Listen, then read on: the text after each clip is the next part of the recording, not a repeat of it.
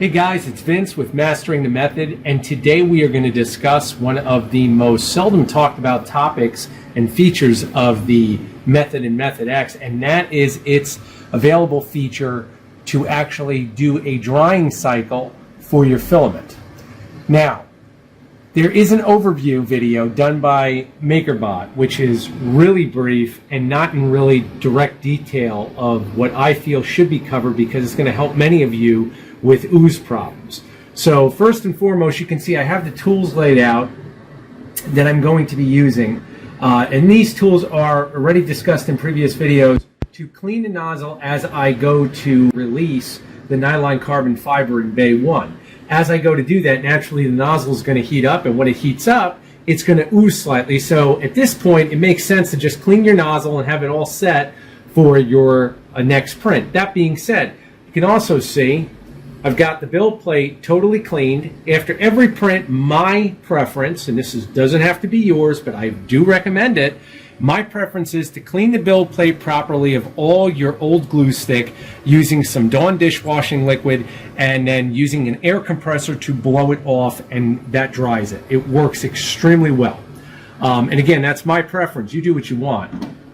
This is tried and true. It works all the time. So now what I'm going to do is discuss with you how to properly run a drying cycle. But before we do, we're going to do something that's not discussed, which I've not seen on other printers in terms of the sophistication with the method, and that is we're going to go under advanced, and we're right now under the sensor info. And if you go up, I've discussed this before, we come to our filament bays, and you can see my humidity is at 14%. If I refresh this button, now my humidity is at 15%.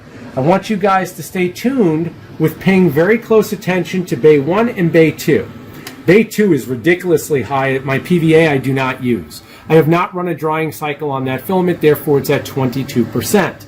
Now, in order to use the drying cycle on the method properly, you want to record your humidity in whatever bay you're drying first. Why do we do that? So we know we can see a difference when we run a drying cycle. This is imperative to keep you, number one, from catching your tail, just running drying cycles, and seeing if there's a difference.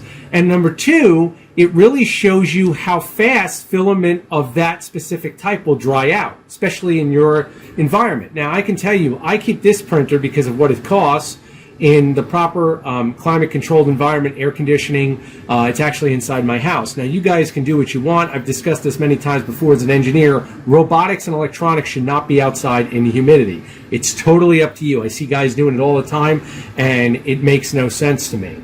But if you record your filament at first, and I'm going to put 15% humidity down on my sheet, and now I know I've taken a note. Now when I run a drying cycle, after so many drying cycles, I would say start with one and see where that humidity goes down to if you reload the filament. When I say reload the filament, that means inside the bay. Now keep in mind, to get a true moisture reading, you want to leave it in the bay for at least 2 to 3 hours so it can acclimate to that environment.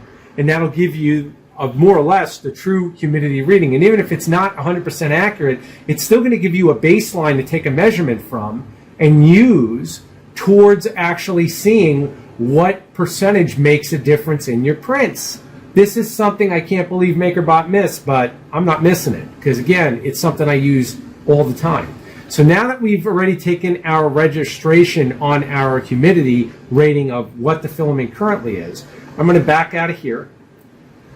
And I'm going to take material and I'm going to unload it. Enter my custom temperature. And again, you can enter whatever temperature you want. Remember, you're not trying to do anything other than unload or purge the filament. I find that 240 degrees Celsius for nylon carbon works excellent. I'll click unload. You'll get your warning on moisture sensitive material. And even if you don't go past that warning, it will continue to heat up the extruder. Okay, we are about there. If you guys listen closely, you can hear the filament click as it's being released. That's how you know it's done. Listen.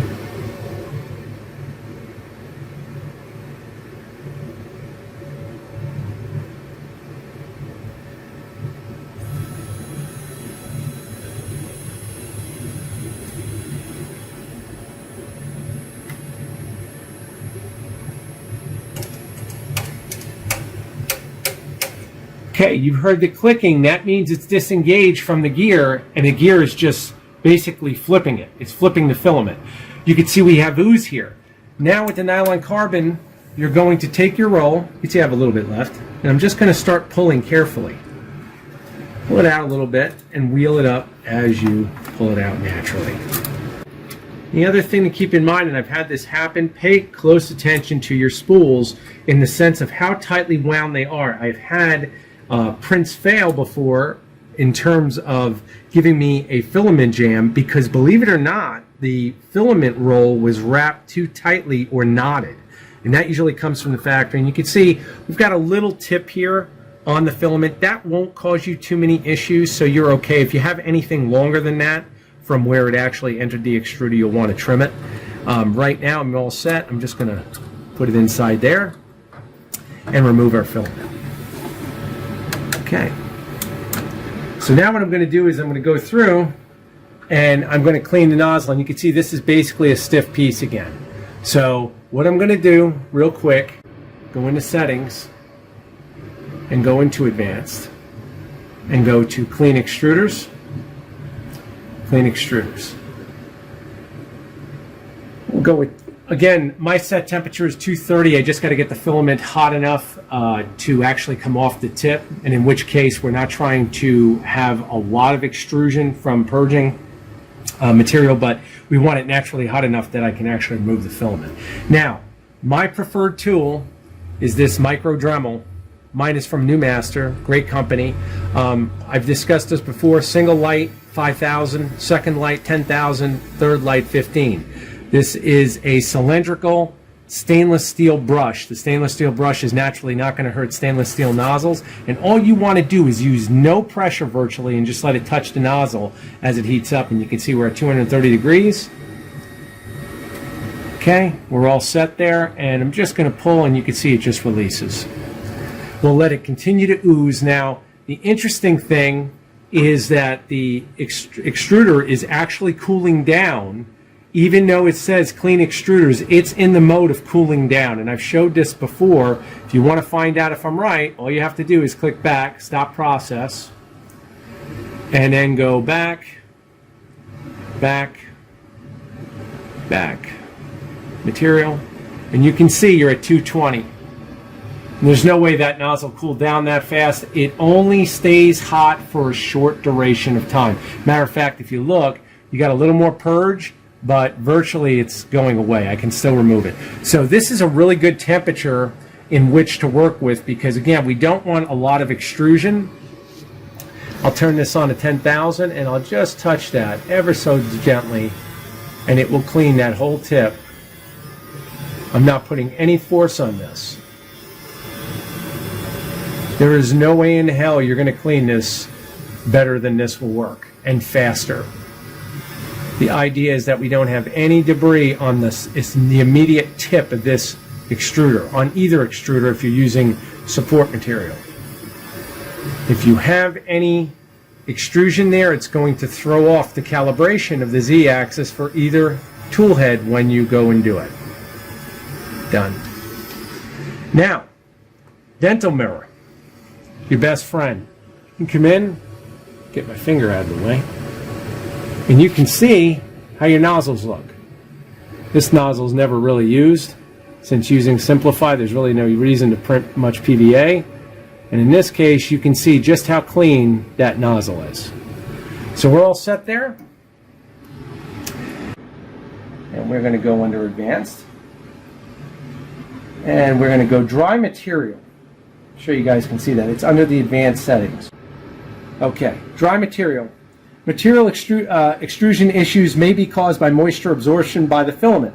This procedure will allow you to dry the materials for improved print quality using methods built-in heaters. Please be sure the build plate is empty. Start. Now you want to confirm that your build plate is empty, which I love that it does this, just for safety. Now the build plate will move into position.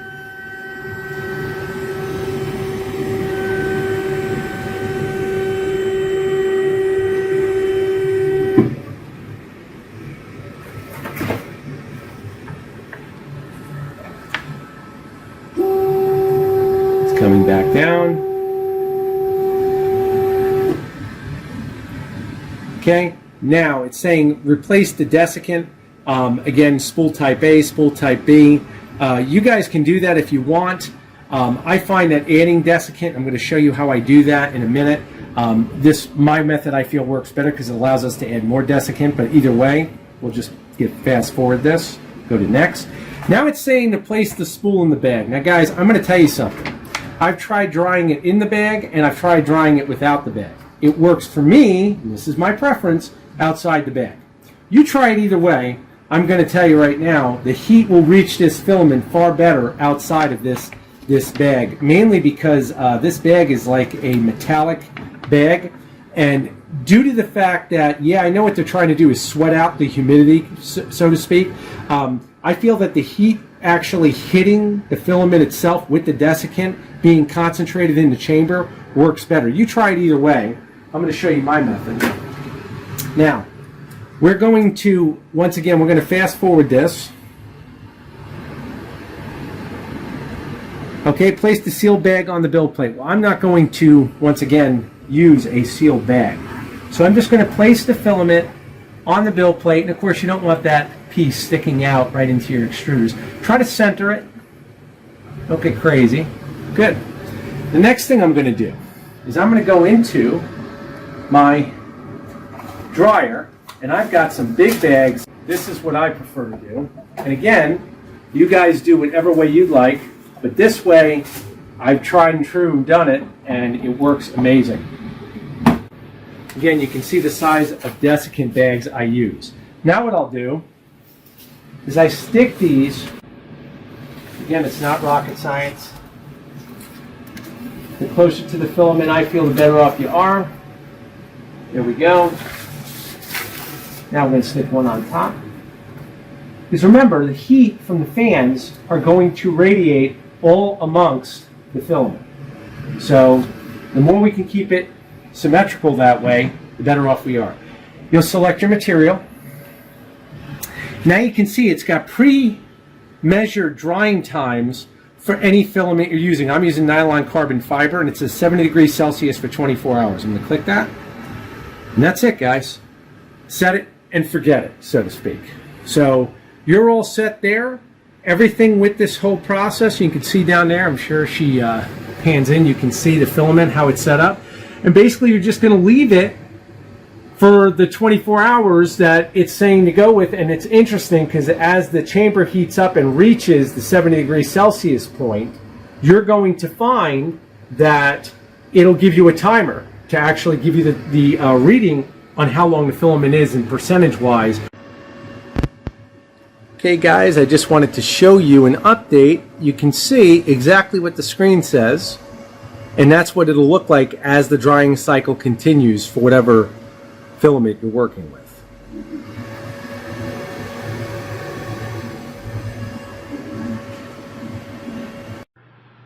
One other quick point, guys, if you're using Makerbot's print software, and again, this is the one that you actually download, not their version that's on the cloud print, you can actually monitor your drying cycle from the software. Again, it'll tell you exactly what the printer is doing. For whatever reason, if you ever decided to look at the camera, you could see, and again, it shows you the chamber temperature. But if you do it my way by taking the filament out of the bag, you're going to get much better results. At least I found it that way. Usually on a new filament coming in, and I'm just going to tell you this, it may not make you happy, but I'm going to tell you the truth. With nylon carbon fiber, I have had to dry it up to 3 consecutive days before it was dried out. And that's a fact. Main reason that is because they only allow up to 70 degrees Celsius. You can go typically up to about 85 degrees, 90 degrees Celsius. As long as you're not getting, ridiculous with the temperatures, it would accelerate the drying naturally. But with the method, it's locked at 70 degrees Celsius. Hopefully, Makerbot watches these videos and will release a firmware to allow the heating to go up slightly. It would help tremendously. But do not be afraid to run more than a day drying cycle. A lot of what Makerbot discusses and what other sites discuss is that it only takes 24 hours. It doesn't. it takes as long as it takes to get the moisture out of your filament. And once again, you don't know how long the filament has been sitting. Even if it's brand new, it could have an enormous amount of moisture in there. You have to run it, I would say, if it's new filament, at least 24 hours. Leave it in the filament bay. Take a registered reading from your advanced settings in the sensor, once again, reading the hygrometer, and see where you're at and see how your print is. Once you record that setting, you can go from there as a baseline and either drop it from that point or, once again, just keep using it if you're getting great results, and you'll know where you're at. They should have explained using that hygrometer reading in the sensors so that you understand where your filament is. I can tell you right now, I don't know any other printer that has a hygrometer in their filament bay to use as a reference point. We do. So just keep that in mind. That's what you paid for. Use it. So again, I hope that this video has been helpful, and I would love to hear your comments and hear whatever you're experiencing. Hopefully this definitely helps you out, and those prints come out smooth as glass. Make some money, guys.